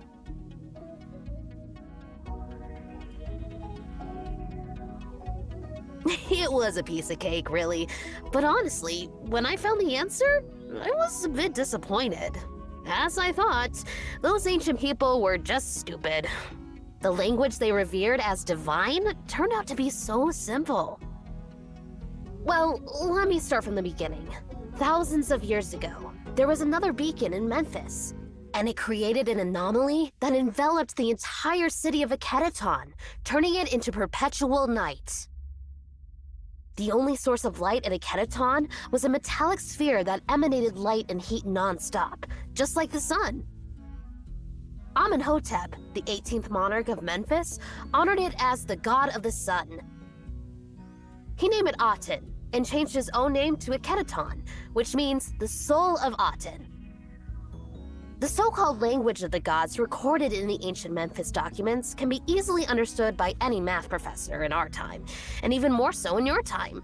If you've been to school, you should understand its true nature. In the Memphian language, Aten is referred to Aten, where A stands for 0 and Ten stands for 1. In their literature, all prayers related to Aten consist of only these 2 syllables. Seriously, it's getting tiresome explaining something as simple as a language with 2 elements. What's it called again?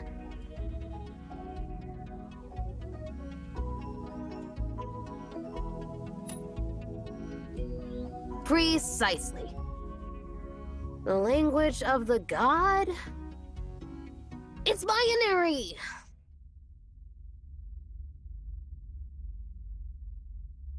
It's funny how millions of people worship the god of the sun, trying to please it with their prayers. But in reality, the god was waiting for them to give it commands. It responded not because it was happy, but because they happened to stumble upon the correct code. I've delved into your era over the past 3 years, of course, mostly with information provided by Ninsar. It makes me laugh whenever I think about Akhenaten's capital city. It must have been like a keyboard, with each prayer being a key.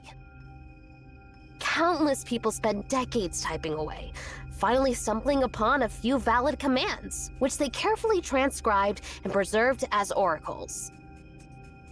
They could have commanded the sun to rise, yet they knelt to pray to it. Is there anything more stupid than that?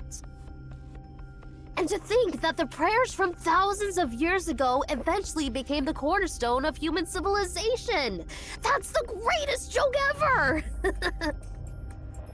Tragically, Pharaoh Akedaton accidentally stumbled upon the last command, which turned out to be the self-destruction command for that copper sphere. So, yeah. Akedaton got completely wiped out by the god's anger. That's the whole story of Akedaton and Aten. I thought it'd take me 3 years to uncover the secrets of this language of the gods. Turns out, it only took me 3 days. No, at most 3 hours.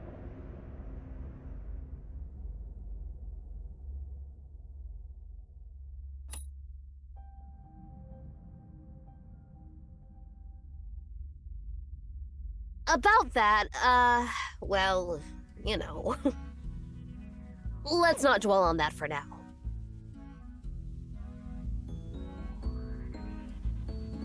Don't try to change the subject, you little brat! Speaking of which, Master Anki, where's Lady Ninsar? Oh, right! Since I've given you so much information, it's time for a little favor in return. You've gotta help me before I tell you the divine command to stop the sphere. Fair deal, right?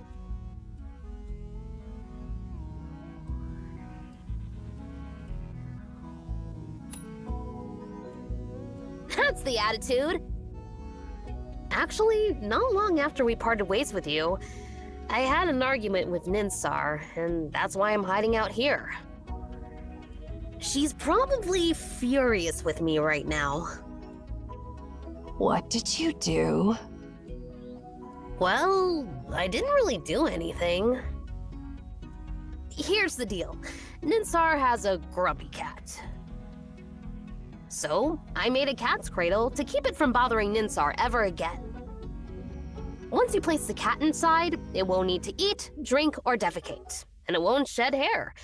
It'll just sleep peacefully all the time.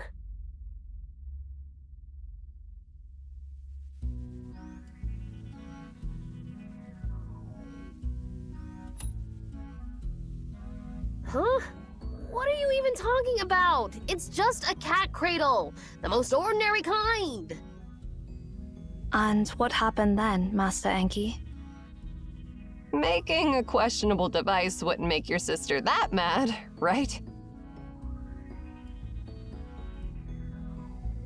Well, the thing is, I made that cradle using a clock she had restored. Come on, it's not that big a deal, right? Why would she be so angry?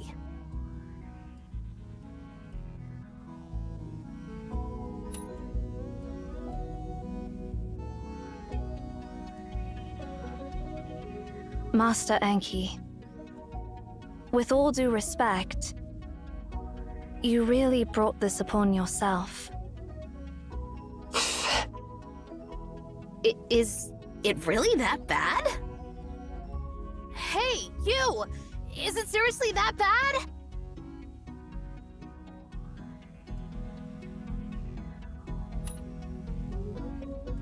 Ugh.